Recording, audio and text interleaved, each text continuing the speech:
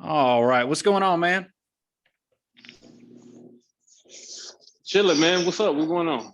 Not much, man. Just I wish it was sunny today. I got out and I tried to run this morning. The shit it was too cold, which is hard to believe for San Diego, but San Diego, right? yeah. I know a couple people are supposed to run today, but the weather is just too. It's not San Diego like so. It's weird. Like I was expecting it to be like when I moved out here, I expected it just to be sunshine and just perfect weather all year round. And I'll be here 2 years in September, and it's a lot cloudier than what they will tell you. Mm-hmm. Yeah, I stay downtown. I'm on the 26th floor, and I'm literally in the clouds. Does the building ever shake and like move side to side when it's real windy? Mm-mm. I've seen people's like TikToks and shit where they live in like really tall buildings, and they'll be like, this whole fucking building is moving to the point to where if they have like water in the bathtub, it'll shake out of the bathtub. And I'm like, there ain't no way in hell you could get me to live in a building Right, that started moving if it was right. super windy. I don't know. I've been feeling weird for the past couple of days. Just I just actually got my second dose of the vaccine. Uh, Oh, okay, okay, yeah, okay, okay, okay, okay. I'm guessing it was Because similar for you. Yeah. no, because all right. So you let me know.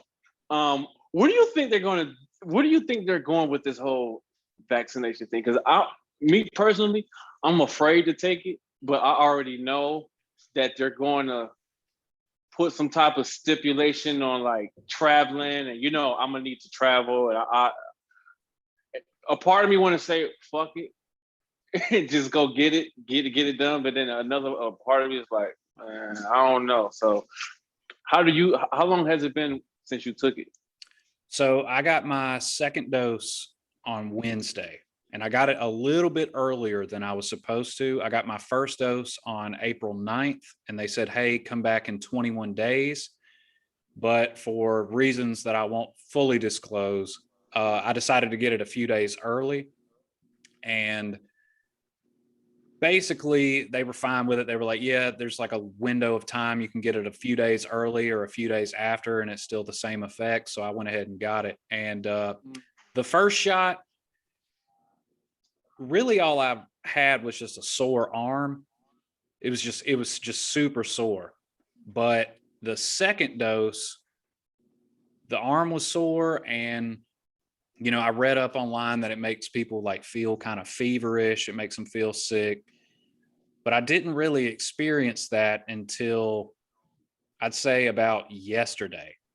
And what's really weird is it made my bones hurt. Yeah. Mm. It was weird, man, because like I try to stay pretty active. I try to, I'm 27, so you start getting a little bit older, you start having to do a little bit more to take care of yourself so that not that just you're in shape, but you feel good. Mm-hmm. And I don't know what it was, man. I felt just like, especially like even in my hips. Like I was Mm. walking around at a thrift store yesterday with my wife, and I bent down. My daughter was playing with this little piano, and I bent down and I was talking to her, and I stood up, and I had such a sharp pain in my hip. I thought I was going to pass out. Ooh. Yeah. So I don't know, Damn, it was but that sharp to the point where you were about to pass out? yeah, like I felt like I like winced in pain, and I like felt like a sensation like shit. I need to sit down. Mm. Yeah, 27 too? Yeah. Ooh. What So more which one did you take? Morendo or what is it called? I got Pfizer, What- Okay, so it's between Pfizer and Moderna. Moran- Moderna. Yeah. Moderna. And I know I they had got the Johnson and Johnson, which is just a single dose. You only got to get one yeah, shot with that one. yeah, but I heard the Johnson is like, Yeah, it was fucking people up. They took it off the market for a little bit. yeah, man, motherfuckers looking like they caught a stroke and shit. Like, Hmm. I ain't with that. I know I two people that got Moderna and they both said, actually somebody I know from PB.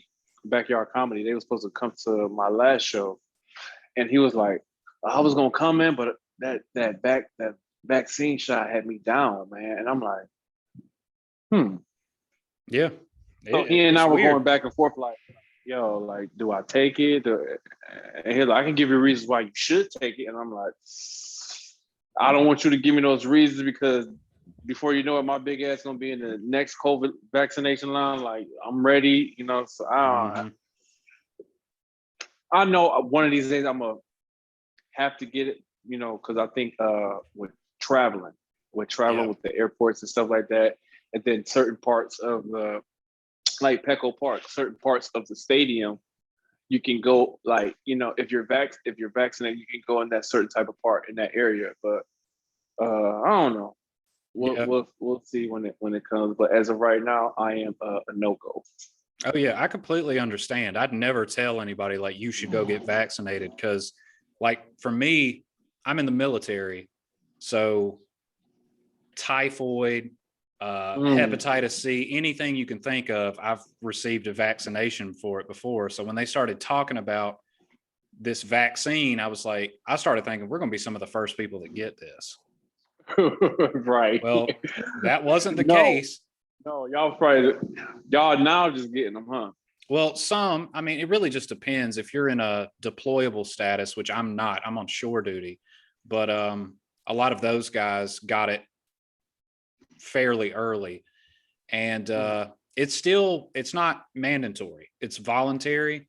However, there are stipulations, like you said, if you go ahead and get it. So I have leave planned in about 2 weeks or so. I'm going to be going back to Alabama. And when I put in my request to go on leave, I put that in there just kind of to sweeten the deal. Like, hey, I'll get vaccinated before I go. And yeah, so, but it's not mandatory by any means. They can't force you to get it. They can make life not as pleasant Hell, for yeah, those that they don't can. get it. Yeah, they But can definitely make it hard for our ass. Like, oh, you don't want to take it? Okay. Or yeah, you gonna have, when you at a restaurant and you sitting down, you're gonna have to have your mask on. I'm like, all right. absolutely, man. But anyways, so yeah, the reason I contacted you, asked you if you wanted to be on the podcast, I'm a comedian, not as much as I'd like to go out and perform, but when I can, I do get out and go to the open mics and whatnot. And when I moved out here in September of 2019, I started kind of looking around and seeing like who the big players were in the area. Obviously, you know, people like Zoltan, James Hancock III stuck out, Jesse Egan. I actually took a class when I first got here just to kind of meet people and kind of see how the San Diego comedy scene really worked. And Jesse Egan was one of the teachers of the class. That's how I met him. But whenever I started going to a lot of the open mics, I saw you there.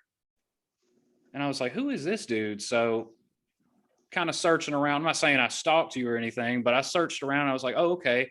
And I found you. And then I start scrolling and I'm like, man, this dude's at every spot in town. Like, who is this dude? So I started following you and I've been following you for a while now. And I was like, you know what?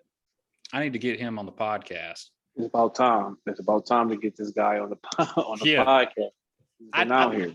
I saw you perform one time and it was, I want to say February 2020. I think it was Funniest Person in San Diego at the Madhouse. I think we were actually on the same night, if I'm not mistaken. Oh, you know what? I remember that. It's funny you say that. I remember that night like the back of my hand, because I was actually going through a breakup with my son's mom at that time. So that specific night we were going like at it, and I still had to go on stage to perform. So that's the only reason why I remember that night. And I do remember, I honestly, I think you were on that show because it was you, this black girl I've never heard of. Like, they were like the people that count the ballots, you know? It was her, and then it was another girl they like co-headlined, and then it was like I think it was like 7 or 8 of us because we were on the main stage. Yeah. Right. Because who was hosting that show? Someone was hosting.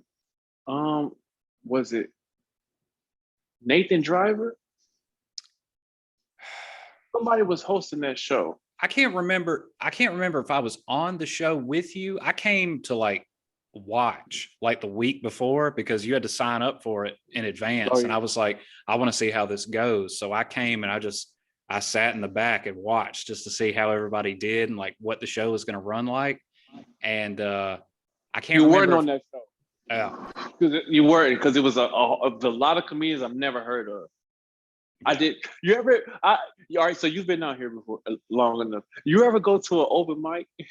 You ever go to the open mic and then like you don't go for a while, and then you go back and then you see all these new faces? Yep. You're like, what the? I'm like, they look at me like, who are you? And I'm like, no, motherfucker, who are you? Like, Yeah. like I haven't saw you. Like, that's off topic. But I always thinking that like. Now that you've been here since 2019, right? Yep. So you got years into the comedy. So when you go in to see everybody like, yo, what's up, Taylor? Yo, what's up, Taylor? Like you go to these new spots where these new comedians, they're gonna think you're new too. You know? Oh yeah. Think like, especially since the last time I performed here in California was actually that show. It was February 24th, 2020. Was the last time I performed here.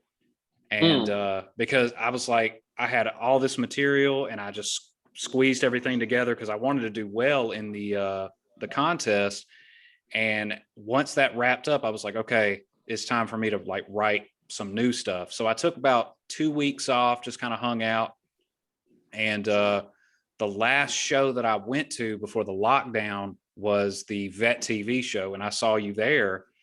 And you didn't perform that night, but I saw you talking to one of the performers at the door, and I was like, there he is again. I see that dude everywhere. And man, I was on cloud 9 at that show because I was just so excited to be there. And I had actually been in talks with one of the producers because they were looking for military people to be on the 2nd season. So I came out and I watched everything. I was like, man, this is awesome. And then very next day, boom, everything shut down. So that was the very next day where it shut down? They had already shut down the Comedy Store in Los Angeles. And I was like, are they going to shut the show down tonight? And they're like, no, we're still. At the time, the governor had just put out that it was a maximum capacity of 200 seats. So that closed down the main room in LA and I think the original room. Yeah, the original room holds more than, I think they hold like 250. I want to say about 250 in the OR room. I think back to it, and it was super weird because like I remember watching the show, like nobody was wearing masks yet, but they were like wiping down the mic stand. That's how I was at my open mic. I ran Beachcomber. I ran Beachcomber, the open mic at Beachcomber, and we were the only mic going for a while. We were the only mic going, and it was no mask. We would just wipe the mic down. Yep. And it's crazy like how dangerous that was. But hey, people came out and they enjoyed it, I'm sure. I saw you it's funny that you say that you always saw me. I'm like, man, damn, there goes that guy again. There goes that guy again. And when I saw you, I was like, man, why I always see this motherfucker around? Who is this dude? It's funny that you're saying this about me because every time I saw you, I was like, I didn't know who you was until I put the name with the Instagram. So when I'm like, damn, there go that Taylor dude again. Damn, there go. So when you reached out to me on Instagram, I'm like, hey, watched your. I wanted to write back like, motherfucker, I know who you are. Like, yeah, I know exactly who you are. Yeah. So it's just funny that we both thought that of each other. Like, damn, I see this dude. I always, like, everywhere I go, I'm like, damn, I see this dude. Or if like I'm like seeing like up under, like I'm on Instagram or something, I see you up under somebody's comment. Yeah. I'm like, damn, he know. Oh, okay, damn. Like It's actually a funny story to this. I always see you comment up under David Lucas. Oh yeah, Yeah, that's the man there. yeah. I did a show. I wasn't supposed to do the show. It was up in LA. I did a show, uh, and he was on it.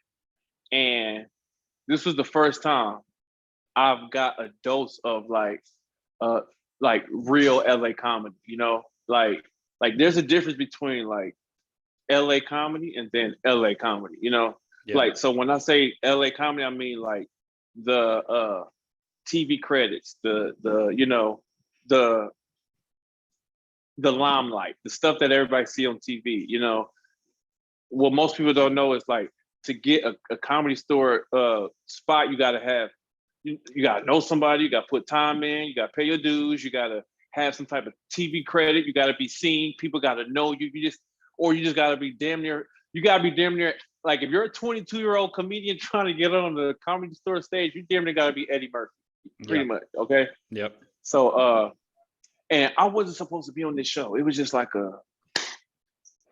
I went to go see one of my closest friends perform. And long story short, somebody that was running the show, he was like, "Yo, you want to get on the show? I'll give you 5 minutes." I was like, "Hell yeah, I'll take 5 minutes." I get on the show. I thought I did good. I thought I did pretty good. Man, David Lucas come on stage, and when I tell you if he did 12 minutes, but 8 minutes, he roasted the shit out of me. Like I'm talking about like bad, like, and I'm sitting there like, what did I do wrong? And after the show, the guy that ran the show, he was like, look, listen, you did have a bad set, but y'all comedians. And I'm like, all right, so where are you going with this? Like, what do you think? He's like, you say you like, this is like, yeah, you funny, but we pretty much had to beat you up. We had to jump you in, basically. Like, you pretty much had to pay your dues. You're pretty much like, you held your own this lineup. But since you think you held your own, we gotta humble you real quick. We gotta fuck you up a little bit. And he went in, like, I'm talking about 8 straight minutes, just like boom, boom, boom. And I'm like, damn, because it was him, Ryan Davis, Slink Johnson, Kevin, not Kevin, who is this? The guy he does all deaf digital too, a lot of all deaf digital. Light skinned guy, Craig Smith. Okay. Craig Smith. So it was a lot of all deaf digital people there. And for me to be, and the guy just threw me up on there because he heard I was a comedian. Like, oh, you a comedian? I give you 5 minutes, and that's just how that's how it is. Like, oh, you a comedian? Oh, let's see what you got. 5 minutes. I did my thing, and like, oh, he's funny, and he the one that told me it was a hit job, and I was like, I don't think you got me thinking like damn, I gotta get back to writing, but it was just pretty much like yo, like you really got to pay your dues. Like, yeah, you might be seen in San Diego and whatnot, but LA is a whole. And David Lucas, they was telling me, they're like, man, you gotta get up to LA, man. Like, because I talked to him afterwards. It was him, Redo Brown, Ryan Davis. I talked to all of them, and they were like, you gotta get up to LA. Yeah, it's a And whole I'm different like, monster up there. but I've done shows in LA and did good. It did very good. But the difference is, I performed in front of a Los Angeles crowd, and then I performed in front of, and then that time I performed in front of an LA crowd. Yeah. Because that crowd was like Black people, like, all the urban stars.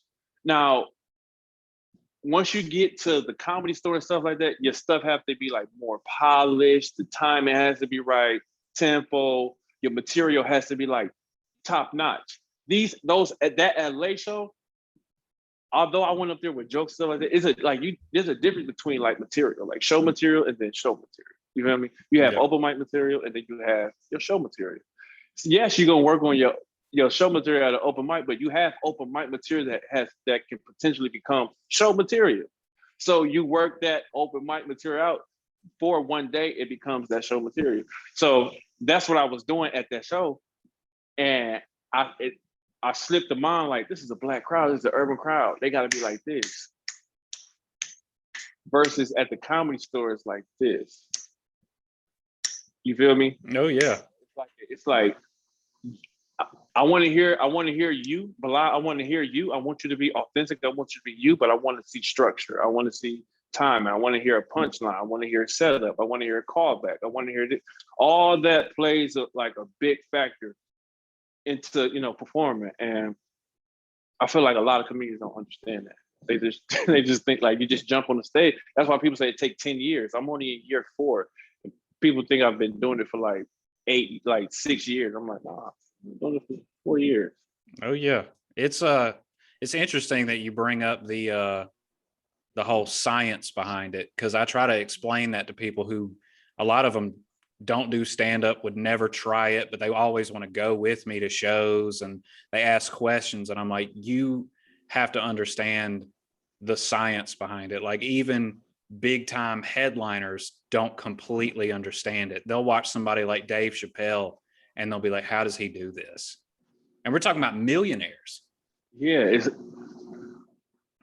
Amy. I just listened to a podcast, the Kevin Hart, his last podcast with Amy Schumer, and she said something on that podcast that made me that like I never respected her, but now I respect her like a ton. Like she said, one of her openers used to be her closer. So she shifted around her set. No, not even that, Taylor. She said out of her mouth, I have an opener that I can't follow. No one can follow this girl. And I turn my headphones up. I'm like, hold on, whoa, what? Because you're Amy Schumer. You're like, people come, like, they coming to see you. So I'm like, how did she do this? Because as a ticket buyer, I'm mad if you just blatantly come out and say, yo, your hairline is going to be such and such, and I'm, So what she would do is she would make it seem like it's a encore or like a special treat, and then end with her, because no one on the lineup can follow her. They would switch the lineup. They would try to switch it up, and no one could follow her. And she, to the point where she had to sit her down. Like, she's like, look, listen, I love you. I learned a lot from you, but you're hurting me being on the you're hurting me being on this tour right now. So I gotta let you go. It's no hard feelings, but I just like, no one can follow you. So, and that's business. Yeah. And I get it. Like, so when she said that, I was like, I get it. Cause stand-up wise, she don't have it. Yeah, I mean, I feel the same way. Like, I But liked her at the beginning of her career. Yes. Because I look at it as basketball. Okay, as you saw me in person, you can tell I play basketball. Everything is basketball. So each level you have to prove yourself. You know what I'm saying? Once you get to middle school, once you get to high school, you start all over, because middle school you probably was the man, but in high school it's everybody else in the city that's trying to go to this high school because they know that high school can provide the state championship, to get college looks, this, that, and the third, AAU tryouts, whatever. So once you get to high school, you become the man. Within them 4 years, you got to go to college. And once you get to college, they got whoever, you know what I'm saying? Yep. I might be the number one player in the state in my position, and you might be at the same position, the number one player in Alabama. You feel me? We both got it. It starts over with comedy, bro. What was I talking about? You're talking about leveling up. Oh yeah, with basketball. See, you always got something to fight for. You feel me? Once you get there, that's it. That's how they I feel like Amy Schumer, like, there's nothing to fight for. There's like, even Kevin Hart, there's like, people like his last special. I thought it was horrible. I agree. I felt the same way. Yeah, that last special was horrible because it was just, some shit he just threw together. You know why? Because if Kevin Hart say the word "the," people are going to be like, "Oh my god, it's so fun," because they're not buying. They're not into Kevin Hart, and they're into Kevin Hart, but they're not into Kevin Hart. You feel me? Yep. Like his name, that's what sponsors come from. You feel me? If we attach Kevin Hart to Fitbit or Athletic or whatever he got, you know what I mean? People are just gonna buy it just because they're fans. His name holds something. That's why Netflix can give him $40 million for 2 specials. Because even if it's Netflix don't care about if it's funny or not, it's a business. If we're trying to keep as many eyes on this streaming platform as much as possible. If you can do that, we're going to pay you. Yep. Comedians really need to understand, in order to get a Netflix deal, this is how you get a Netflix deal. This is exactly how you get a Netflix deal. You front load your special because they only watch the first 30 minutes of a Netflix special. Why do you think they only coming out with 30-minute, half-hour Netflix specials? Yeah. Only the bigger names are getting the hour special. People that put that has a name, you know. But if I can log in to Netflix right now. Netflix, Amazon Prime, Hulu, they're all 30-minute specials. If you're not a Pat Oswalt, or if you're not a Kevin Hart, if you're not a Jim Jeffries, or Mulaney, what's the guy? What's his first name? Mulaney. John Mulaney. John Mulaney. If you're not somebody like that, somebody that has a name, they're not going to give you they're not going to pay you for an hour special. Everything that's why they get like 5 to 8 comedians and cut them up into hour specials. Sometimes they don't even be an hour special. Sometimes they be like 25-minute special. Yep. That's how you do it. Now you see all these comedians coming out with Amazon Prime specials, and you like, how are they coming out? Because all they doing is watching the first 30 minutes of a special, and this guy or this girl got it. Boom, we could add this person with Taylor, with Bilal, with such a. Boom, we have our next season right there. Yep. And now I've noticed even over the past year, people have started to put out specials exclusively on YouTube. Like, I want to say, Zoltan. Yep, Zoltan. And he did it at the Grand. He did it at the Grand. He did an hour and 20 minutes, it was over an hour. Oh, yeah. Me, when you can do over an hour of stand-up and you got people are like laughing from like beginning, middle, end, that's what I'm trying to get like that. Like, how like that is like, and with that dude, because when I first heard, I'm not gonna lie, I'm gonna be real. When I first heard of Zoltan, I'm like, I heard of this dude, but I don't ever see him. Where is he at? And then when I saw him, I was like, that's why I wasn't seeing him. Because the motherfucker was gone. He was doing shows. He was on the road, yeah. He was on the road. What would I do in San Diego? He's the cat guy. He do a lot of material on his cat, on cats and stuff. Mm-hmm. And I'm like, why do people, I'm like, there is nothing funny about cats. And then I started hearing other comedians having cat jokes. And I was like, and that's what most comedians got to understand. You know what makes Eddie Murphy really good? You know what makes, I really hate to say this, but you know what makes Dave Chappelle really good? All these comedians really good. They don't have material of this time. They have timeless material, meaning you can play it in any era and it's still gonna be good. That's how Zoltan is. He has timeless material, like where you like 10 years from now, you're gonna be like, man, this is still a good special, man. Mm-hmm. This is still a good special. Like, and yeah, so yeah, when I watched that, I was like, and I've performed with Zoltan. I've performed with Zoltan a couple times. It's just, I can't watch him. I can't watch him because I'm gonna I'm gonna feel some type of way. Mm-hmm. You know, because Yeah, normally I know. I'm the one that I'm the guy that's like uh pushing other comedians like, oh, he's energetic, he's this, he's that. But when I perform with like if I perform with Zoltan, I immediately go somewhere else. Mm. I've never seen Zoltan live, but I've watched that special, and he released another one just like a few months later. What I thought was so crazy about it was, as somebody who's barely even an amateur comedian myself, you look at the top of that mountain of, one day I'm gonna release an hour-long special and a packed out crowd, and that's something that's like a major goal for a lot of comics. And then I always think about, man, that putting together something like that's got to cost so much money. And then to see him release a special from one camera angle where he just had it as like study material for himself. And then over this past year, he was like, well, not a whole lot's going on. Everything's locked down. Hey, I got an hour of material that I was thinking about turning over this year. Let me just go ahead and release it. And that's what he did. A million views. I think Which it's at means 2 million now.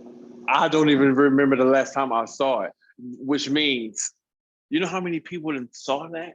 Yeah. And what most people don't understand is this. Most people say the style of comedy that I do is hard. That's not hard at all. Like being energetic, moving around, rolling around, that's not hard.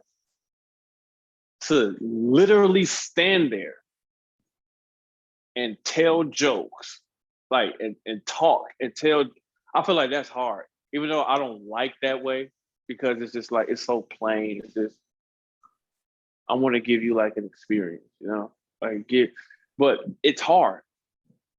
It's very hard. It's like when Cosby can sit down, when him and Red Fox can sit down. I'm like,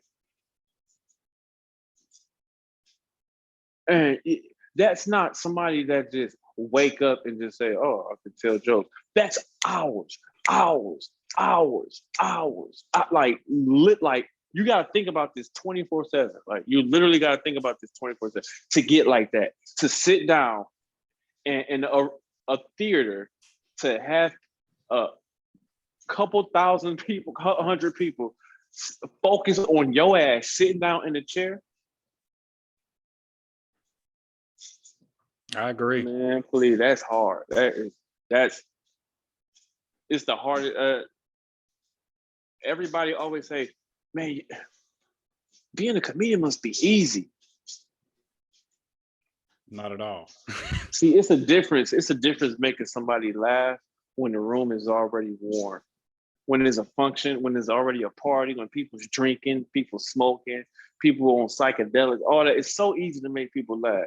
But it's so hard when you got them beaming lights, them hot beaming lights on you, and you get up on you get up on the stage, and that microphone stand with that microphone, it's kind of tilted a little bit like this, and you get up there and you like this with that microphone stand, and all those people are looking at you like this. Yep. Because they bought a ticket, and it's like, all right, let's see what you got. It's a difference because they gonna let you know. Oh yeah. They gonna let you know. They gonna give you at the end of the night. They gonna give you a sympathy clap because you tried. Mm-hmm. They gonna give you a motherfucker. He tried. Okay, he tried. Yep. But after the show, when you go try to sell some merch or give out business cards, they're gonna be, oh no, thank you. Oh no, because you know why? Back to what you just said. Our job as comedians is to escape people what they're going through. That's our job. Trial, tribute, everybody go through everything. Relationship issues, financial issues, doesn't matter. Our job is when they buy a ticket, when they come buy a ticket to come see Taylor perform, they're thinking in their head, you know what? I'm going to I've been going through a lot this past week. I don't know who this Taylor Dunn guy is. He's a comedian. I'm going. once that payment hit Persich, it's your job. It's on you. It's on you to make them laugh. And comedians don't get it. And they get upset when they see, and you said it, when they see the same guy on all the shows. It's a business at the end of the day. Why would I have somebody on the show that's not funny or that's not at least trying? Yeah. That's not a business. I'm hurting myself. You know how much money I put money into my business for it to run a certain way. You think I at least want to see some type of back end. So it's my job, or it's anybody's job as a showrunner, to make sure that the show is really good. You want to have the best people. It's like if we play basketball. I'm not gonna pick somebody that can't fucking dribble to be on my team. Yeah. I want the best of the best. Yes, you know why? Because I want to destroy everybody. Yeah, it's like that. It's enough for everybody to eat, but I want to be the best of the best. I want to, that's just how it is. So I'm not gonna have somebody that's just mediocre on my fucking team. No. I agree. Because I've even seen, I went and saw Joey Diaz one time in New Orleans, and he had 2 openers. The first one was good, but the second one, I had never heard of this dude. And it just the whole room fell asleep. And I was like, I don't know if he owed this guy a favor or what, but he comes out and he's like, I got to pick it up in here, because everybody was just like, shit, let me go to the bathroom. Damn. Yeah, it was bad. But sometimes, I don't know, maybe he just wasn't used to performing in front of that big of a crowd. I think there was like 3,000 people there. It was at Harrah's in New Orleans. But, Joey, he came out, and like you said, that just staying in one spot, because he's a big fucking dude. He's probably pushing 350, and he just stood in one spot, kept the mic inside the stand. He just stood in one spot and just did like this for an hour, and we were dying. So like, I look at that as like, for me, I try to do the more act out type of things, but I'm like, I need to get to a point of being so comfortable that I can just stay in one spot, leave the mic inside the stand, even sit down and, do comedy from the stool. Or, I always look at that, like when I watch Dave in one of his specials where he just sits down on the stage and smokes a cigarette, I'm like, man, that is a different type of superpower there, where he can just sit there and people are just hanging on to his every word. He's just so nonchalant about it, just smoking a cigarette, and it just feels like you're just sitting in the room with him while he's just talking. Mm-hmm. So where are you from originally, man? Cleveland, Ohio. Yeah, originally born and raised Cleveland, Ohio. When you were growing up, is comedy something you've always wanted to do, or is it something that you started in high school? Like, how did you get into wanting to do it? I was always, I feel like it's so cliche of us comedians, like, I was always a class clown. But honestly, as on my son, right? Levi.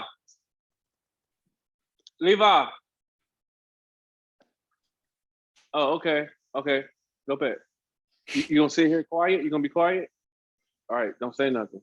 Okay, I just wanted to he's 4, so I just want to make sure my son is good. But yeah, I've always was the basketball practice class clown. I mean, the class, I'm always the funny one. Being in the classroom, funny with my siblings, funny. Just always been funny. Yeah, I mean, I was essentially the same way. Like, I was raised in a extremely small town in Alabama, and I always was trying to fit in, and everybody's like, he's weird. That motherfucker's weird. And it wasn't until I was always like, oh, I'll join the football team, but I wasn't any good at football. Oh, I'll join the baseball team. Wasn't any good at baseball. But I always was like cracking jokes, trying to roast people and shit like that. And eventually, I think just the right people started saying, you're pretty funny. But at the time I was like, well, maybe I could try theater. Maybe I could get into acting.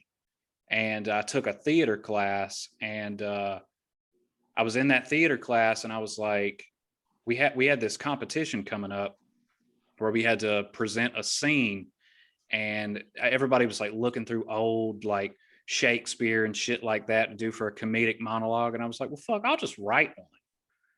And so I write one, and my theater teacher, I've actually had him on the podcast before.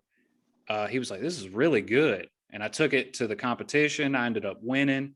And then from that point forward, I was like, maybe I should, try stand up. So I graduated high school, and it was like a month after I graduated, I went up to that club we were talking about earlier, the Stardome Comedy Club in Birmingham.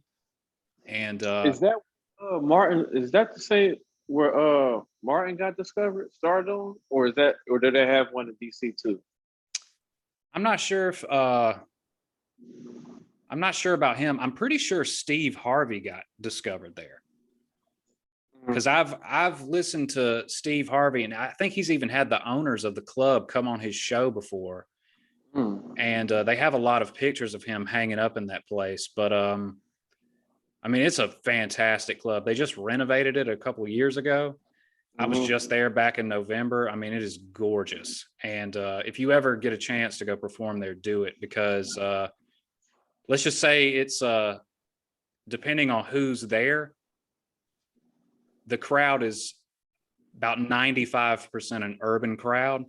So it's a whole different animal going to perform. Like when you perform here, it seems like a lot of the crowds are really mixed, and even at times it seems like there's a lot more white people at the shows. So a lot of people think a lot of people think my following is like, I have a lot of white fans. Like, it's crazy. And I'm trying to get the black people out. The black people, once they come out, they like, oh, okay, yeah, we're fans. But white people, they jump on board like, black guy comedian, fuck yeah, we're going. Like, comedy show, comedy palace, fuck yeah, we're going. Yeah, we're going. We're going. I'm telling, if you get a chance to go to the South, go, because they would love you. When I went back in November, I did a show. It's called Bless with the Funny, and it was a church sponsored comedy show. I love church shows. Love 100% clean. Can't talk about sex, can't talk about drugs. And this is the first time I've done stand-up since February of last year. So I'm nervous, but I'm like, I got to do it because I'm going back home. And man, the energy of those people in there was just so good and so hot. I mean, you could just tell everybody was so happy to be out having a good time. Yes. And that's what I started in. It was a black club. So there was a different energy you had to bring. It wasn't a whole lot of just standing there talking into the microphone. It was act outs and, screaming into the microphone, running around, a lot of crowd work type stuff. And you got to do stuff with black people. You have to do things that's visible right there. So some, like you say, crowd work, a little roasted, but you have to do something that black people are receptive to. So like, I know it's so cliche, but that's just how black people are. And it goes back to when I said you gotta be with black people. You gotta be like, we ready, let's go. But when you get to a mixed room, you can kind of fluctuate. You can, hey, okay, I can go here, I can do this, I can do this. And then you go to a white room, I still can be Bilal. I still can be very energetic and stuff, but I have to show that I really know what I'm doing, and it's not like a hack job, It's not like one of those, oh, black people do this, or don't you hate what white people do? No, we want to know about Bilal. Like, what's up with Bilal? I actually started comedy in Houston, so I know all about the South. I know all about the South, how they get down in the South. So yeah. What was it? Was it a club or was it a bar show or? It was a club. It was called the Secret Group. Okay. It was the Secret Group, and then I bounced around to like Boondocks, and then I bounced like all these little. See, I worked backwards. The way I started comedy, I worked backwards. I didn't start in the black room because I know how to make black people laugh. That's easy for me. I can make black people laugh. I can do that. I want to go to the white rooms and see, all right, if I say I'm a comedian, I say I really want to do this, I want to step outside the box. I want to do something that, I want to do something that everybody else ain't doing. So when I start doing these white rooms, I think I bombed my whole first year. Mm. Like when I say the whole first year, like 365 days. God. I consider myself spoiled because like when I started, I was only 18. So I was a baby. And everybody else on the show, like the first open mic I ever did, it was 2012, just graduated high school. And I'd never been in a comedy club before. And I go in there and it's this smaller room in the back, seats about 60 people, but it's packed. And I'm meeting the other comedians, put my name on the bill or whatever. And I think I'm like fifth in the lineup. Everybody else there is at least 30 years old. Mm. So I'm in the back. Damn, they put you fifth? Woo. Yeah, it was just like it was like first come, first serve. So nobody wanted to go first. Show, and they put you fifth. Damn. It was actually a competition. Ooh. So, the only people that came with me was my mom and my girlfriend at the time, who's I'm married to now. And I didn't let them see any of my material. So they're just as nervous as me. They're thinking, he's going to get nervous when he gets up there. And I'm sitting there and my dad, who I hadn't seen in like 7 years, walks in. So I'm like, what the fuck? And he's with his new wife and they go sit in the corner. And I'm like standing in the back looking out of the green room, like, what the fuck am I about to do? And I went up there and I did 5 minutes of clean material. And they, it got a great reaction from the crowd. And they ended up picking me as the winner that night. So my very first experience was, hey, you did better than everybody, which is so unrealistic from so many people's. It is so unrealistic. Well, I mean, it is like most people, their first time, they bomb or they just don't do as good as they thought they should have. And I just got really lucky. Very next show I did, I'm talking about my head was this big. Like I thought I was the shit. I got a video of it. I went back home and I'm showing it to people and shit. I put it on YouTube and they're like, wow, they think you're going to be the next Jerry Seinfeld or whatever. And very next show I did, I bring a bunch of people and it's a bar show. And like I said, I'm only 18. They had to bring all of the stuff outside and have the show outside because there was somebody else on the show who was under 21. So we couldn't perform in the bar.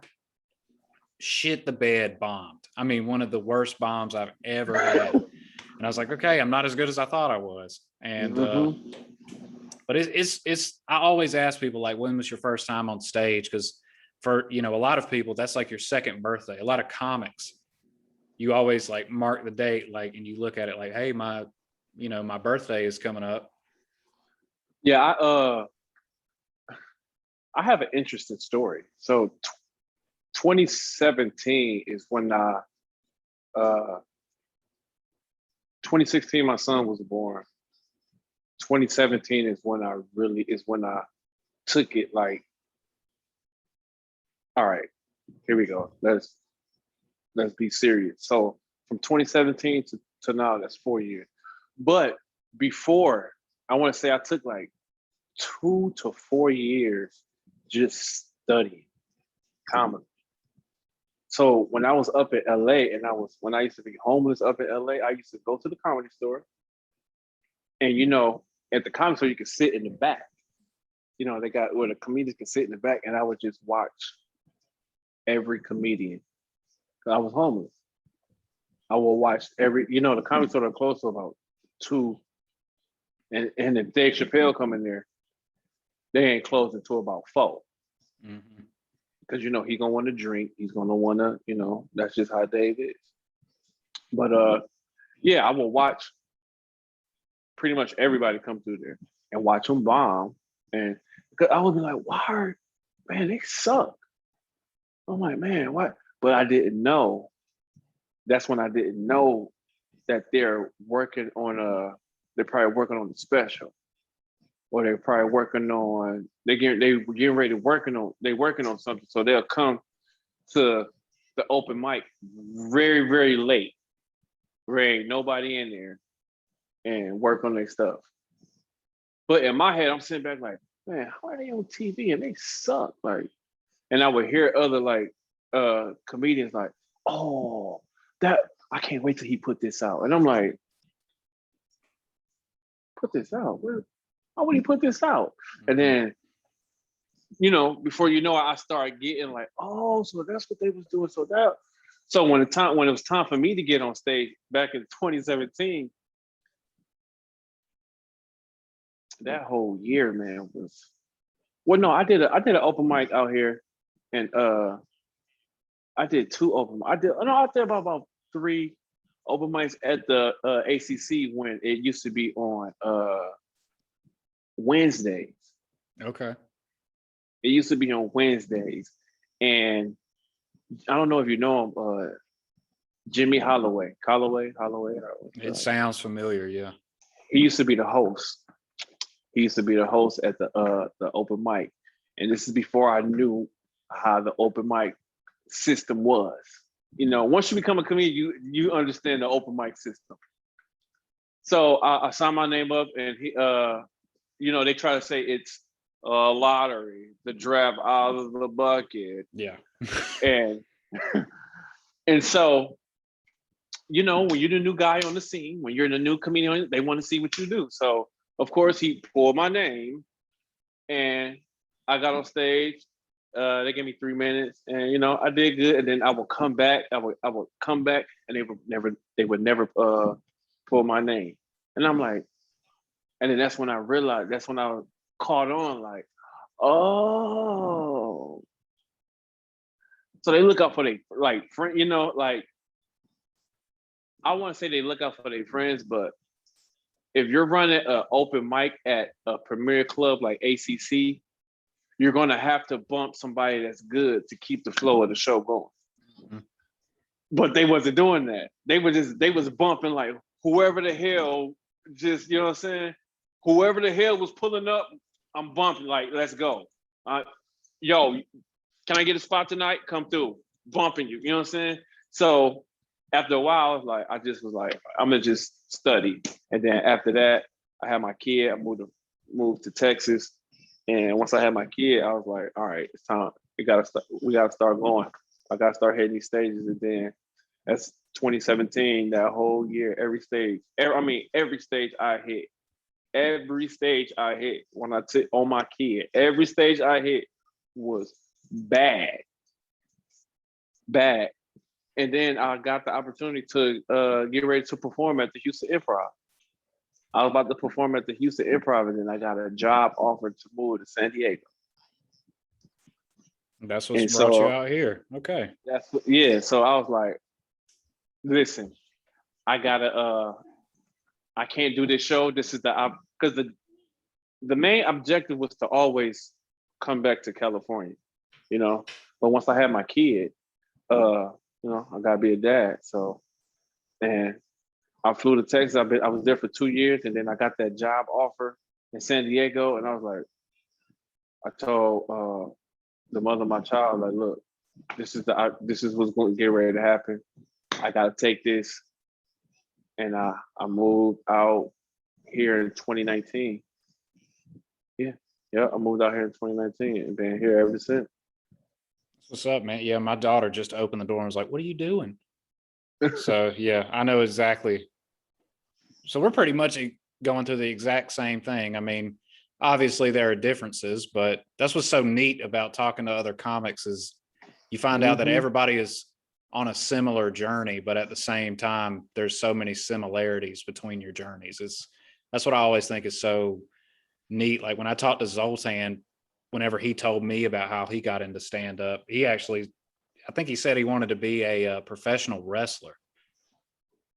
If you could believe that. Yeah. He was like, yeah, I love professional. Yeah.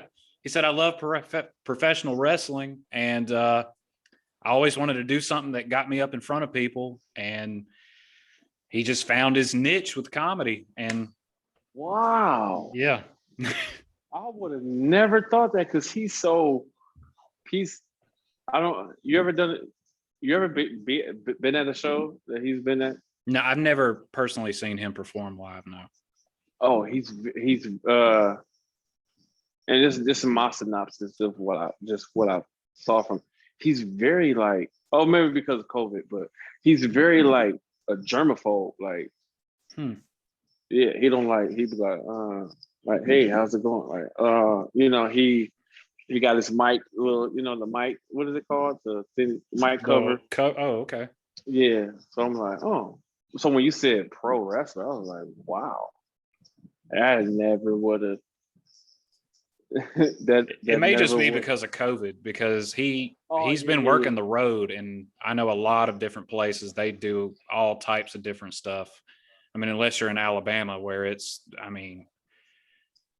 that show last November, that shit was such a trip. I felt like I was in a dream, because I'm backstage talking with other people, and everybody else on the show was from somewhere else. Nobody was a local comic from Alabama. The dude that won.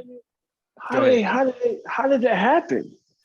They just put it out. Like, they said, hey, we're having, this competition. I think I signed up for it like 3 weeks in advance. And, they just asked me for like a little bio or whatever, asked me where I was coming from. And I said, yeah, I'm going to be there around Thanksgiving and I could do it. And they were like, okay, yeah. I submitted a video to them of a show that I did out here. And I was like, I know this is like blue material, but I can do clean. And they were like, okay, yeah, that's fine. You can be on the show. And then I'm sitting backstage talking to the other comics, who I'm the only white comic backstage, the only one. And I'm standing there and I'm like in a button down shirt and blue jeans and like some boat shoes. And I mean, everybody's dressed to the nines. Like, I'm talking about like turtlenecks, Cuban links, like everybody. And I'm just backstage, just, they're like, are you on the show? And I'm like, yeah. Like, how did that make you feel? Like, all right, so like real shit, you in a setting full of be real black people, all black people, and you're the only white dude. Like, what's going through your head? It's like stereotypes going through your head. Like, I mean, for me, like in that club, I started there. Hilarious. It was the same way when I went back when I was started there in 2012. Like, I was the young person.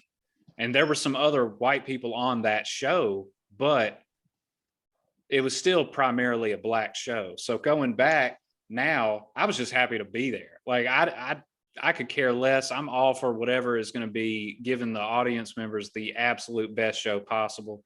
And I'm backstage talking to everybody, and I'm like, so where are you from? Well, shit, I'm from New York. I'm like, you came down all the way from New York? He's like, yeah, man. He's like, everything's shut down up there. He said, I've been going as far south as Miami to do shows because New York is closed. And I was like, shit, I'm in the same boat. I'm in San Diego. And while stuff, wasn't necessarily as close, because people around here started putting together their own backyard shows, which I'll get into that in a little bit. But yep. We definitely can talk about that. But shit got out of hand. I was just like, so you can't do stand up anywhere? And they were like, no, not really. And I was like, well, for me, I'm in the military. So if I go up on stage somewhere and there's somebody sitting in the back, I could get in a lot of trouble, because we were under a set of rules. Like, hey, you're not allowed. We couldn't even go out to eat in restaurants. Literally. Oh, yeah. TD was telling me that. He'll like, TD is crazy as hell. He is. Yeah, dude, I can't. Yeah, I'm not supposed to be in this. I got fucking Seabiscuit there. I'm like, bro, you need to get your ass out the motherfucking military, because you are, whoo, man. How is that guy? I haven't heard from him in a while. I don't know. It was like he invited me out to that show. I went and I watched at the tennis court. No, he Oh, okay. like I said, when I got here, I was like looking to see like who was doing shows, who was putting together what. And he did this vet TV thing, and I went when they filmed it, like the original. They got together in this little bitty ass room in downtown, and they filmed it. And I went and I watched it, and I said, "What's up?" to him, and then he saw a post. I did a theater here on Coronado, and he saw it, and he was like, "Hey, you might be interested in this vet TV thing," and that was how I got to know him. But after that vet TV thing, I didn't know where the fuck he went. He was deployed for a little bit because he's in the Marines. Yeah. So last time I saw him was at this club. I don't want to say club. It was at this venue in North Park, and then he wanted me to come do this show, and up north at some tennis courts or some shit like that. And I'm like, yeah, TD, no, I'm just not going. Yeah, I just. But we filmed something for Vet TV. It was a demo for. That's how he got. It's crazy. I feel like I'm Forrest Gump for real. I'm in every major thing in the comedy scene in San Diego. Like it's crazy. The demo that they pitched for Vet TV, we shot at the Comedy Palace in the Gold Room. It was me, James Hancock, TD, Monterey Martinez from LA, Max Manikoff. He started here. It was some nice Ty Shelton. It was a couple man. It was a stack lineup, and that back room is where we shot because everybody was mic'd up. I remember, and the guy that shot it was from Vet TV, and that's how they got that Vet TV to shoot at the Comedy Store. So yeah.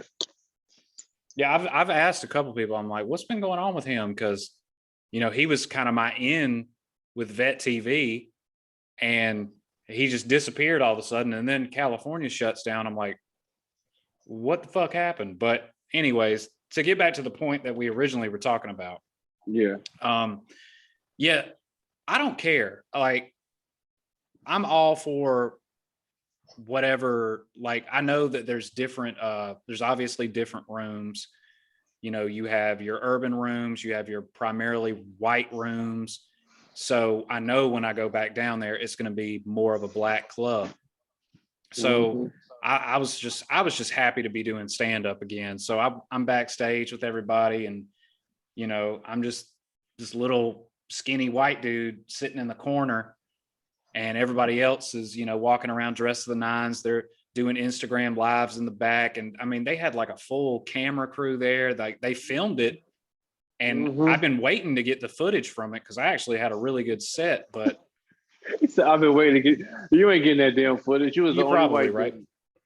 I ain't seen nobody else. I keep in touch with the guy that won, the dude from New York. He actually won, and I keep in touch with him. I'm like, hey, have you gotten that footage yet? And he's like, Oh yeah, they keeping that footage. Yeah, but what was I about to ask you? So obviously, over the past year, things here in California have been relatively bleak for the entertainment industry, especially for stand-up and for comics. However, yourself and several others, you guys said, well, fuck this. We're going to start putting on shows outside. So if you want to kind of explain a little bit of that, just go ahead. Well, that opportunity once again started at Beach Karma. Shout out to Chris Meyer and Phil Conca, and now Josh Nelson, who runs PB Backyard Comedy. Phil and Chris, they were like these little open micers who I just never knew, and they came to me one day at the open mic, like, yo, we want to produce this show. We want you to be a part of it. And I'm like, yeah, okay, whatever, because when you're running the show, it's just like and it was not an open mic, but my open mic was kind of like a show a little bit. So when you running stuff, I got like 20 odd comedians and stuff. So I'm trying to, so I'm like, yeah, okay, whatever. And then COVID hits. So they're on the phone with me, they're like, yo, what's up with Beachcomber? Are they gonna open up? I'm like, not right now, they shut us down. Come June 17th, which is my son's birthday, we were supposed to open back up. So I had the flyer and everything. I had the flyer made like, yo, sign up to this, we back. And then Beachcomber called me like, yo, we got to shut down again. And I was like, damn, I already told people it's an open mic tonight. They're like, well, we can't do it. So I get on the phone with Chris and Phil, and I'm like, I get on the phone with Chris and Phil, and I'm like, yo, let's do that. Let's do that show that y'all want to do. So it started off in their backyard in PB with about, the first show we had about, what, 10 people, if that. 10 people, if that, Taylor. Like 10 people. And after the show, I'm a visionary, so I just picture everything. I just picture. So I'm sitting back, and this is like 2, 3 in the morning. I'm like, hey man, I don't know if y'all know, this about to be big. And they're like, yeah, you think so? I was like, trust me, man, this about to be. Because I was just thinking, I'm like, everything is shutting down. I'm like, it's outside. I'm like, I'm like, y'all don't understand, this is gonna get big. The first show was like 10 people. The second show was like 25 people. The third show was like, the whole backyard was full. Like, it was like 30 plus people. They had to take it out the backyard. So we ended up going to like K Sessions Park. The first show was like 220. And then we did another show, it was like 300. And then we did another show. We would find these different spots in the park. We would just find these different spots and just run these shows, just secretly run these shows. And it got to the point where we did a show with, we was getting ready to do a show with Trevor Wallace. And it was right up there, not Crown Point. I forgot which beach that is. It's right off Mission and Ingram. Over there by Shasta. It's a beach over there. But yeah, we had 600 people. Man. But it got shut down.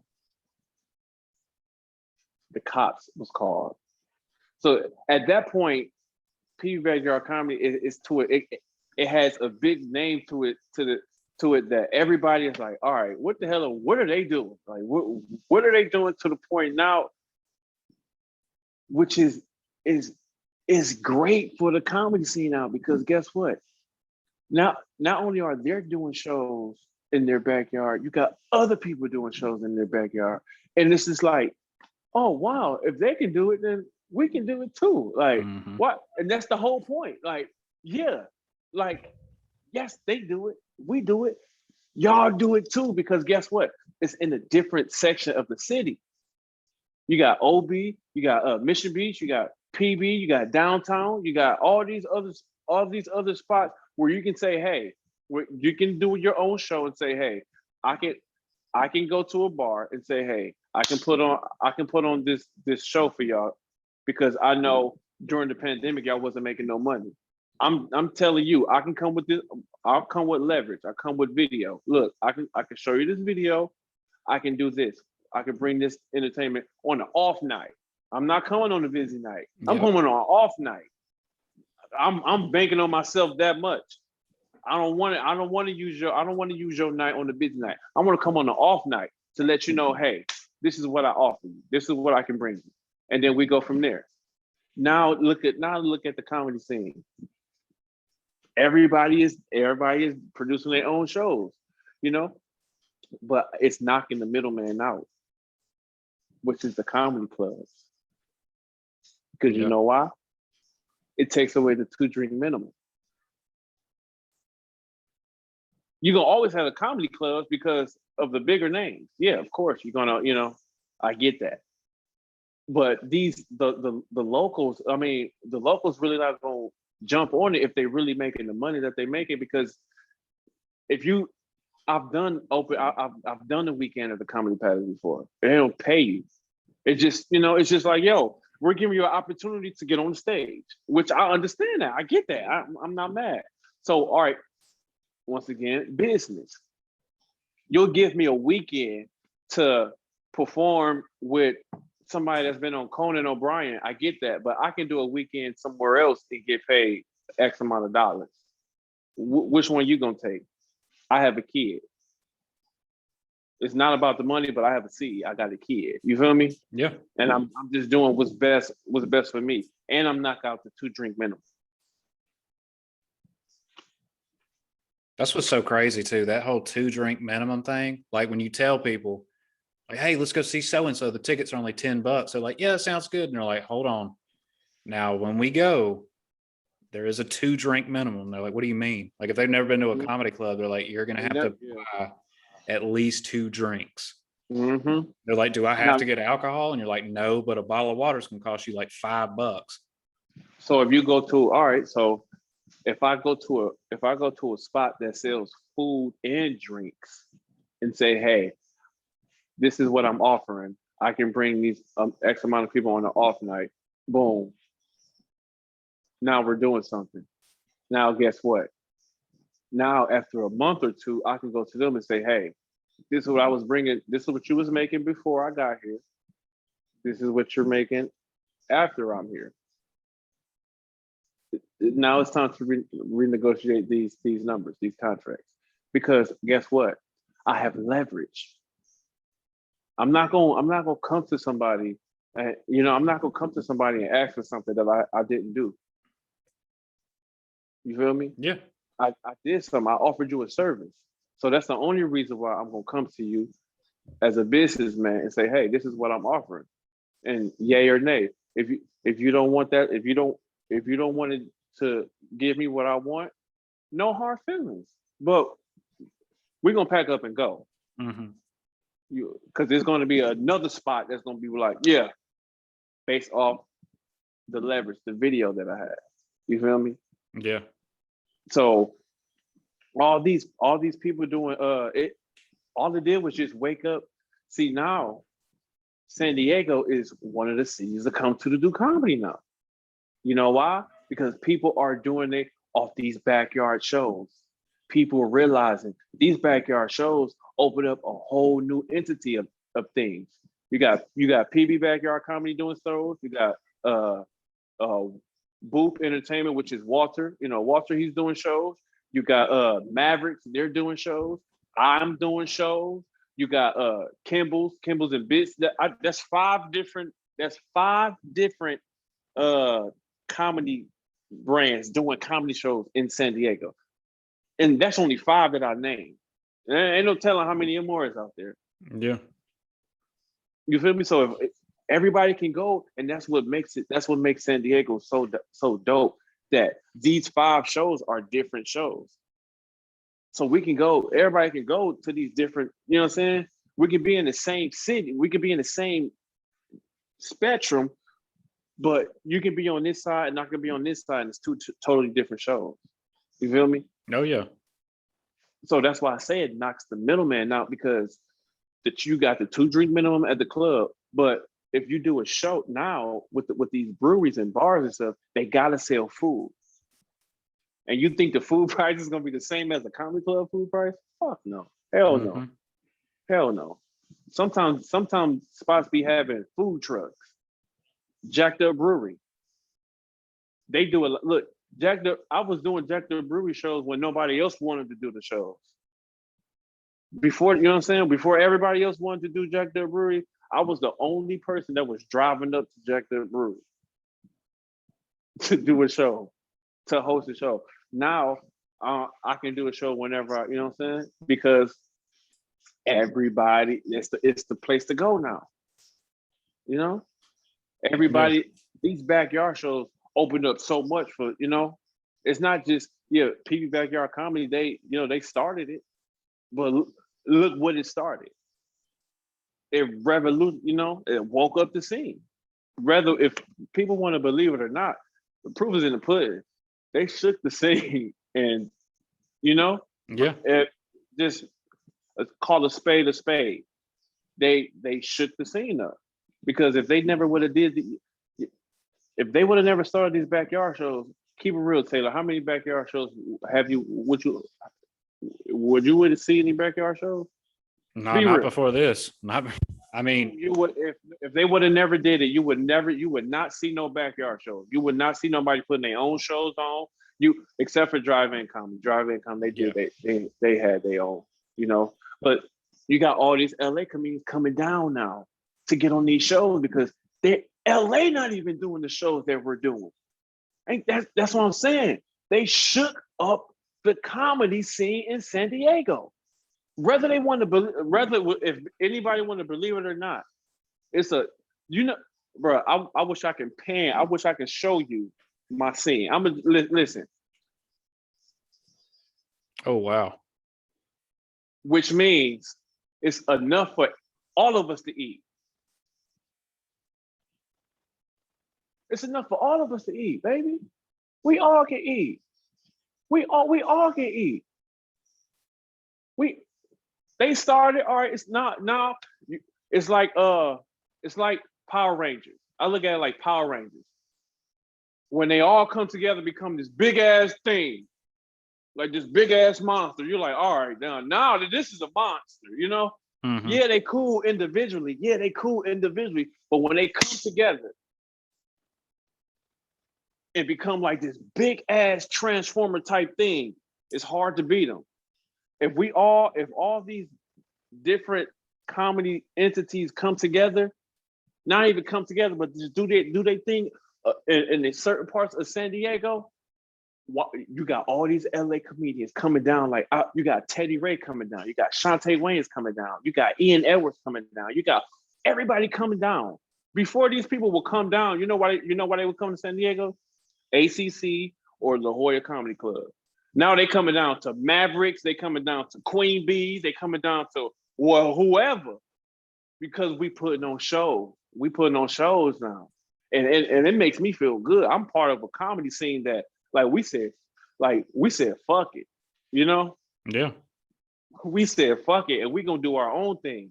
We tired of going up to LA for stage time. It's time for you motherfuckers to come down here and get some stage time. You feel me? Yeah. And that's what we doing. We shaking up this scene, man. It's enough for everybody. It's enough for everybody to come. You know what I'm saying? We want everybody to come get this time. Cause we gonna, you know what I'm saying? We gonna put that crowd. We gonna give you that crowd. People are yearning for comedy, but it gotta be good. It gotta be good. You ain't gonna go to it. You know what I'm saying? When you go out to dinner with your wife for Valentine's Day, you ain't gonna take her to no damn Chick-fil-A. Yeah. You know, you want to take her to Greystone. You want to take her to it's like when you go on vacation. You ain't gonna go to no damn McDonald's when you're on vacation, are you? Nope. You want to eat the stuff that we don't got at home. That you don't got. You want to do some shit that you and it brings into the West End experience. Well, with my show, yes, everybody is putting on their shows. Yeah, they gonna give you a show. I'm gonna give you an experience. It's a difference. Because once you leave my show, I want you to be like, wow, that was an experience, man. I really had a good time. No knock against nobody else that's doing what they doing in the city. I ain't got, you know what I'm saying? But I'm just telling you what you're going to get when you come to the Western Young experience. You're going to get an experience, you know? And yeah, man, these backyard shows, man, they shook up San Diego, man. Yeah, I've sat back and I just analyzed it like, damn, like, these backyard shows really birthed like a whole new, like, yo, the summer, like, you know how big this summer is getting ready to get for comedy in San Diego? It's about to be a huge fucking summer. There's gonna be shows everywhere. Yeah. Outside shows, indoor shows. There's gonna be shows everywhere. Shows with after party, shows with, you know, it's just like, it's gonna be always something to do Monday through Sunday. You're gonna be like, man, I'm going here. I'm going to this show. I'm going to that show. It's, you know, these backyard shows. What you think about these? What you think these backyard shows did? What you honestly think these backyard shows is? I haven't been to any personally, just because being on a different set of rules than most of the public, I wasn't really going out to do much. But I've followed a lot of them and I've watched it, and I'm actually really intrigued by how you talk about it, because I was like, man, this sucks. You can't, like, a lot of these comedy clubs are suffering, but the comics still want to go perform. So to hear you talk about it that way is kind of giving me a different perspective from how it really is out there. Like, I know that I think the Comedy Palace, they're shutting down and they're rebranding it. I think they're going to put another comedy club there. And it's gonna be called One Mic Drop. And I was right before everything shut down. I remember they were going to open a Laugh Factory downtown, and I don't know what happened with that. So for me, it's just been kind of like, damn, this is kind of terrible. I've seen the outdoor shows, but I just kind of have looked at it like, is that something that's going to stop? So to hear you say, no, this is just the beginning, we're going to keep this shit going. Like, it's got me kind of like, it kind of gives me like a boost, like a motivation, because to hear it. You're knocking the middleman out. This is free game. Listen, you have listeners. This is free game. I'm gonna tell you the difference between me and everybody else. When somebody give me game, I act on it. So it's going. I'm dropping. I'm giving people the antidote. What you gonna do with it? You gonna sit on it, or what you can? I can tell you.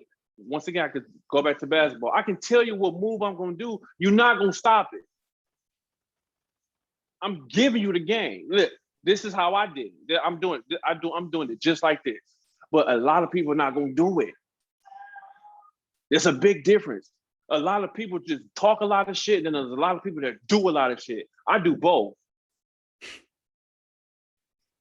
I like that. It's cutting their asses out. You ain't gotta worry about no 2-drink minimum. As long as your show good, that's the only thing that matters. It's your show good. That's it. Yes, the ACC is gonna always bring people. Yes, the La Jolla Comedy Club is gonna always bring people. If the Laugh Factory wanna open their bitch asses up, let them open their asses up. They gonna always have people on the busy nights. Yeah, on the busy nights. Yep. Because the Laugh Factory can have the Madhouse. They can have these Saturday nights and whatnot. But on a Tuesday night, I can go next door or wherever else, and that motherfucker be jumping like it's Saturday night. That's the difference. That's why everybody gonna keep coming. These comedy clubs, they're fucked. They're fucked. I don't give a fuck what they saying or what they got going on. They're fucked. Because listen, all you gotta do is go out and find you a spot. Once again, you know how many of these restaurants are hurting? They're really hurting. That's all you need. Just to find you a spot and get motherfuckers in there. But they don't nobody want to do the hard work. They don't want to get out in your car and waste gas and waste money and do this and do that. They don't want to do that. They want the lights and shit. They want to go to the show. And you know what I'm saying? They want to, a lot of comedians, they want to ask to do your show, but they don't even want to post a flyer. And you paying them. You paying them to be on the show. You're not saying this is the bringer show. This ain't no bringer show. Just promote the flyer, because that's your job. That's your job. If you have fans, you would want your fans to come see you live, right? Yeah. Post the flyer. I'm just showing you how to be a professional. How are your fans going to know where to? So you mean tell me your fans only want to see you on Instagram or social media? Why you think if Kevin Hart come to VA House Center, you think motherfuckers not gonna go see him? Even if they do see him in the movies and on Instagram, they gonna go see him. So if you got fans, why wouldn't you want them to come see you live? That's the business. That's the business. That's not me being an asshole. That's not no other showrunner being an asshole. No, that's you doing the work. When you promote, guess what? That equals hours.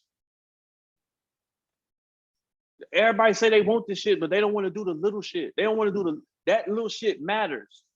All that shit matters. Studying matters. And networking matters. Being likable matters. How the hell you gonna sell tickets if you're not personable? How the hell you gonna sell tickets if don't nobody know you? How the hell you gonna sell tickets if don't nobody like you? How the hell you gonna sell tickets if you're not marketable? All that plays a fact. All that plays a part. You gotta do the little stuff to literally to become. That's why Kevin Hart is good.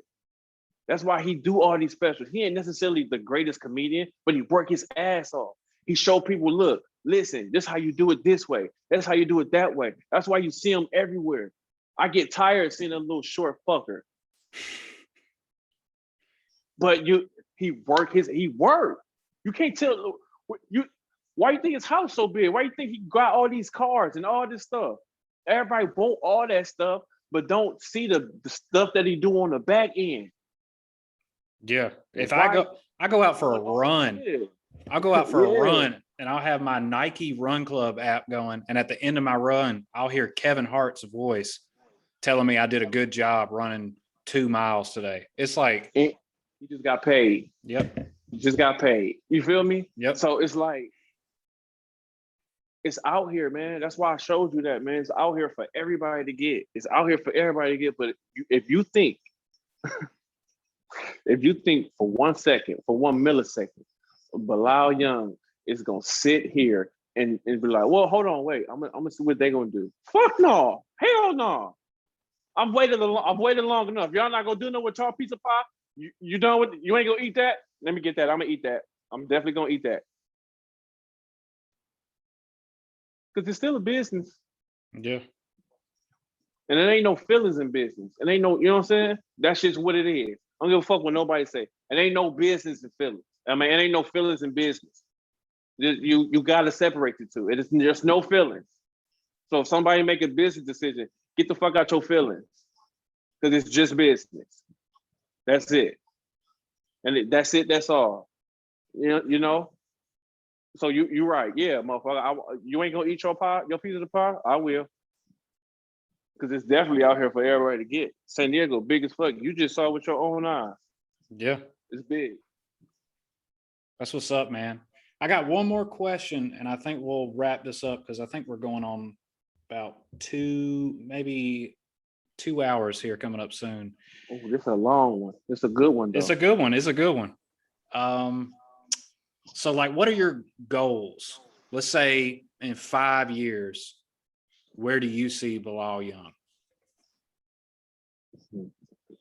This is 2021. 5 years will be 2026.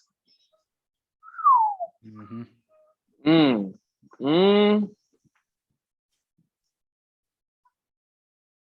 2026, God willing, man, and this is just like all jokes aside, like seriously, all jokes aside, 2026, by then I should have changed someone's life through comedy. Because that's what it's about. It's about that, you know. A lot of I was born with this gift, you know, and you ask me, when did you know? Like I always say, it's cliche for a comedian. I was always a clever. I came out the womb funny. That's just how, and you know, and that's a guy giving talent. And to me, I believe that's like my like I have to give that back to the people. You know, I have to bless somebody with my gift to make people laugh. So 2026, I at least one person. I hope one person. And when I say like literally like really change their life, like you get excited. You know, you can pay me whatever, but I get excited when somebody can like, yo, I got a joke about my sister stuttering. And when somebody can come and recite like, yo, tell your sister to text us, or tell your sister, you know what I'm saying? That made me Mhm. feel good. Like you paid attention to what I was saying because that was later in my set. That wasn't in the beginning of my set. That was later in my set. So everything that I said from the beginning up until that point, you paid attention. So I appreciate you for that. I really do. So if I can do that to at least one person in 2026, I'm good. Because if I'm doing that if I'm changing a couple people's life or one person's life in 2026, then everything that I ever want in life is taken care of because he got me. You feel me? Because that's my Absolutely. that's my bless. You know what I'm saying? That's his blessing for me. Is to bless somebody else through laughter. So if I do my job by doing that, I know cars and money and all that. That's minimal to me. That's small because in the back of my head, I already got that. That's nothing. I can get that whenever. That's monetary value. My gift is my gift is the gift that he gave me to give other people. So if I can change somebody's life, do just making somebody laugh through the gift from God, then I did my job. Uh, that's it. I done did my job. I did what I got a little boy. I've always wanted a kid. I've always wanted a little boy. I got my little boy. And it's my job to make sure his life is easy, make sure his life is well abundant, way better than what I had to go through. He would never know what I had to go through. And, that's it. That's my job is to make sure that his life is better. So That's what's up, yeah. man. I'll tell you what, man, I've seriously enjoyed sitting down talking with you today. It was nice to finally meet you. I'm looking Yeah, forward likewise, to man. I'm looking forward to seeing you out at these open mics now that I can finally start going. It'll be a couple of weeks because I'm about to leave San Diego for a little bit, but when I come back, I'm gonna be on the lookout for you. Yeah, man. Yeah, come out to I do shows up under the Weston Young Experience. You can follow us on Instagram, the Weston Young Experience. You can follow me on Instagram, Bilal Young Official on Instagram as well. Weston Young Experience is we getting ready to do some big things in San Diego, man. So you're definitely gonna be hearing a lot more of what we have to offer. So yeah, you can check out the website at westonyoungentertainment.com. Everything. So yeah, That's what's up, man. yeah. Well, hey, I'm looking forward to seeing you. Once again, I really appreciate sitting down with you today. And I wish you all the best, man. You seem like Appreciate this it. shit really means a lot to you. Yeah. And that's Thank always you. motivating for me to see people that take it so seriously and they love it just as much as I do. So I wish you all the best of luck, brother. Man, likewise. I appreciate you, Taylor. Thank you. Yep. Y'all make sure y'all follow Taylor, man, on everything on every social platform. Show him some love, man. Cool guy, man. You'll be seeing me around. We'll be in touch. Absolutely, man. Well, hey, All right. you enjoy the rest of your Sunday, man. All right, you too. All right, you take it easy.